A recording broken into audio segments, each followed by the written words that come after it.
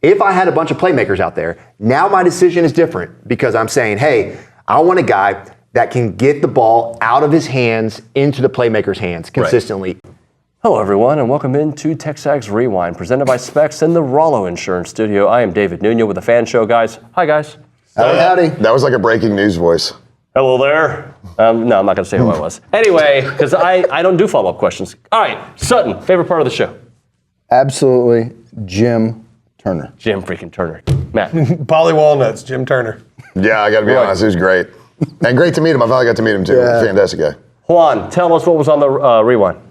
Today we've got Stephen McGee and Ryan Swope, former offensive line coach Jim Turner, and the Fan Show. You said that so eloquently, like a talk show host. Like, try to say it like a dude. Go Like again. a dude? Yeah. All right, guys. Today we've got McGee and Ryan Swope. We've got Jim Turner and the Fan Show. It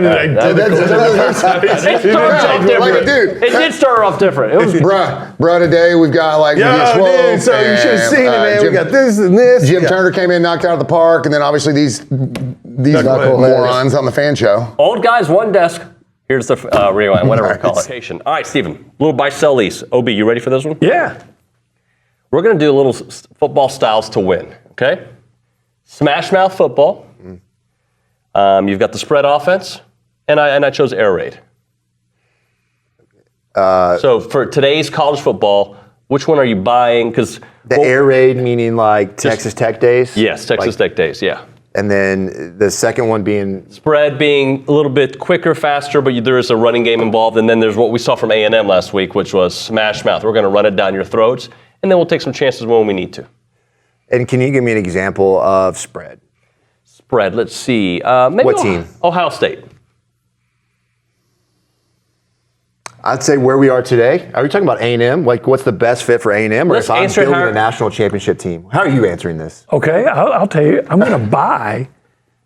Now, we're all assuming we have the personnel. Yes, right? you had the person. Like A&M's personnel. We have A&M's. Okay. Well, If I have the personnel, I would always rather play smash mouth football if I have the personnel. And I'll tell you another reason why. Not defense just has to because be I there, have too. because everybody try to do something that no one else is doing. And now everybody's worried about the spread or the air raid or whatever. Yeah. That if I have the type of team that can just load up and mash Georgia, then why wouldn't I? We were watching this, and this is I hope I'm not going to embarrass David here, but David during the 99-yard drive, well, you said this on I the air. did. He said, "Okay, now's the time to throw it," which makes sense, because and I'm like, no, I would just keep running it until they can't stop. And you were right. My thinking was, hey, we've softened them up. Now let's just open it. But control the clock. You have a backup quarterback. You can keep getting 5 yards per carry. You keep getting 5 yards per carry. That was the most impressive drive I've seen in a long time. I agree with you. I'm buying, if it's A&M's team today, I'm buying the smash mouth football. Now, if I got LSU's roster with Joe Burrow, I'm spreading them out, baby. Yeah, sure. But so it depends all about on roster dependent. Where we are today, control the football clock, control the clock, control the football, and stay in front of the chains, eliminate negative plays. And when you can run the football, here's what impressive thing to me is you ran the football against a defense that knew you were going to run the football, and you still ran the football. Right. That's an impressive combination, because there was 9 guys in the box at the end of the game. 9. So that's cover zero. I would buy the smash mouth if I can. For A&M. Whatever. If I've got like I'm Georgia, I'm going to buy the smash. I'm gonna lease the spread. I'm going to sell the air raid. Who's won the national championship with an air raid? Yep. So what have you seen from the receivers? I know there was the one play where Moose didn't get going. But you had the Cyrus Allen looking good. You had the big touchdown. You've got other guys that are starting to make some plays. You're seeing wide receivers run the ball. You saw Noah get a run. You saw Terry Bussey. Just talk a little bit about that group, what you're seeing. I mean, I think they're starting to bloom. I really do. I think it's a matter of just getting comfortable with a quarterback that's healthy. Connor's been battling some injuries, and so that you really don't have a whole lot of time to just build the quick chemistry overnight. That takes time. And so once we kind of going forward, once you know who the guy is and you go into practice and go overtime and get just that chemistry is so important. Yeah. And so these receivers, I'm starting to see a little bit of separation. I'm starting to see, I think sometimes these young guys, they they overthink it, and it's a matter of just them getting settled in and comfortable with the system. Yep.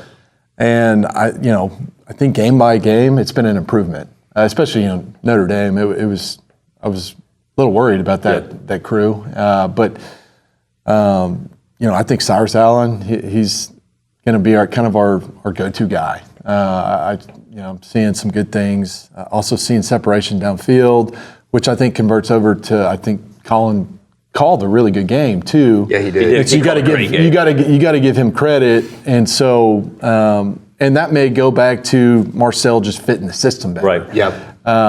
But I'd like to see a little bit more man coverage, here in the next few weeks, and kind of see what these receivers are able to do. Guys, That's an interesting point, is that fitting Colin Klein's system more. At K-State, they had Will Howard, who's a good quarterback that went to Ohio State, starting there. Yeah. And they said, hey, you're not going to be the guy next year. We're going with Avery Johnson, who's more of an athletic guy. Right. So that may be this Marcel Reed may be the perfect fit for this Colin Klein offense. Yeah. The Aggies have a great chance of running the ball this season, I'll tell you that. They're running it well right now, but for the whole season, and I'm going to tell you why. Because they got that player, and that player, okay? And those guys are all their tight ends are blocking very well. This is 4th and 1, okay? So this is a character time for them. All right, so watch. Now you're going to go. So I just showed you a zone blocking play. I showed you a man blocking play. So the third scheme, here's your gap play right here, okay? Now watch. On a gap play, it's this simple. Okay, I just showed you, right? So for the running back, on zone, he's reading that block. Okay, on a man fold, he's picking up the second puller. On a gap blocking play, he goes just like this. He's here. If it's going to the right, he's looking for green grass in the A gap. No green grass. I go to the B gap. No green grass. I bounce it outside. It's that easy. This is 4th and 1, okay? This is 4th and 1, all right? Which means he's not bouncing anything outside on this. He's going to go straight downhill. Excellent run by the back. Extremely well blocked up front. I call this 13 heavy personnel, right? So you got heavy personnel, tight end, and there's your heavy player right there, okay? So 7-5 is your heavy player. Okay, let that run for me. Everybody's blocking gap down. Okay, there's your gap down right there. Great job by the puller. Okay, so you're going to see 44 come off this.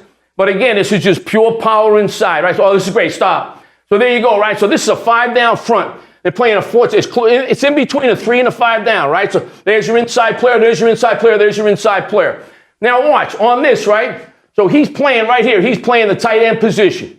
So the center right now, okay, we call odd. And that means we're going back. So back means this. Me and you are going back to him. I'm here. I'm in a B gap. Okay, and I'm looking at any run through, but I got help inside right here from him. And then they're going to trade all the way back to that linebacker. He's not going to make it because it's 4th and 1. Okay, so you say on a gap blocking play, where are you vulnerable? You're going to pull that player. He's going to go. You're vulnerable in here because if he runs through, he will kill the play. And one of the things defensive coaches do is that's one of the things that they do. They're going to try and, when he pulls, try and run through sometimes. That's their run stunt.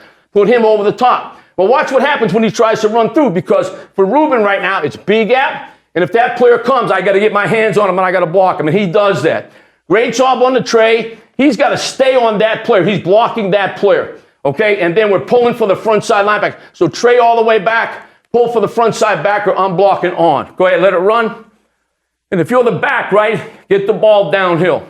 All right, so one of my favorite things to look at that run by the back. Great body lean, right? Great aggression right there. Go ahead back one more time. So one of the things I love to say to the backs is this: run mean. My son's a running back, right? So I tell him, listen, Mike, you can never be wrong if you run mean. Go downhill, get the first down. The theme inside your head if you're a running back at all times is get the first down. Get the play call of 4 more downs.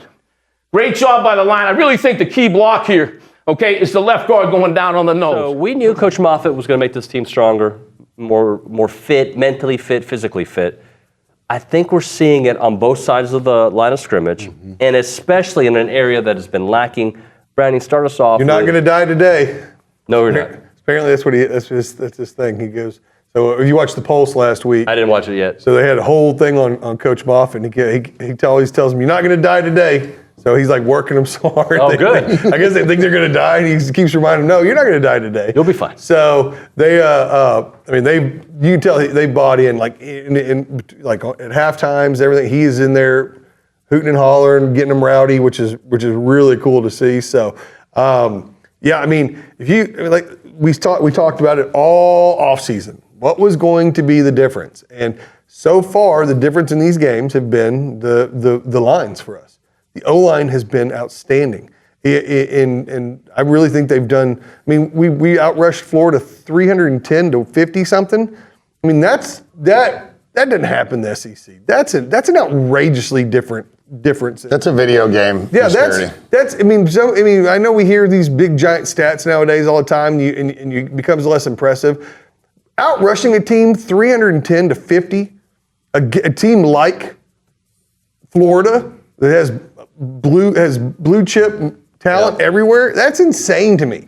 And so the O-line is pushing, getting people. The backs are where they're supposed to be. The tight ends are blocking, and then the D-line just. I mean, they could not run up. They could not run the football. Yeah. I mean, their runs were quarterback scrambles, and they just could not run the football. Well, I think that goes into, it's been interesting to hear kind of the sentiment on the lines, right? Everybody's like, I think going into the season, everybody said, defensive line, we're going to be solid. Offensive line, coin flip up in the air, we don't know, right? Question mark, yeah. Yeah, question mark, right? I think both the offensive and the defensive lines have been amazing. And what's funny is a lot of people have been unimpressed with the defensive line because we're not getting 34 sacks a game. But I think if you are able to step back and actually watch the play, the defensive line absolutely has been an anchor. So I think, and again, this is every coach speak on the planet. When you control the line of scrimmage, you win a lot of football games. And when you can control the line of scrimmage on both sides of the ball, you're going to win a whole lot of football games. All right, let's let Sutton close it out, please. Sutton, tell the people what to do. We're going to we're going to subscribe, we're going to share on social media. We're going to comment. And we're going to comment. Drive those numbers. But only nice comments. I mean, if the meanwhile ones are about you guys, I'm fine with it. See you next time. Bye.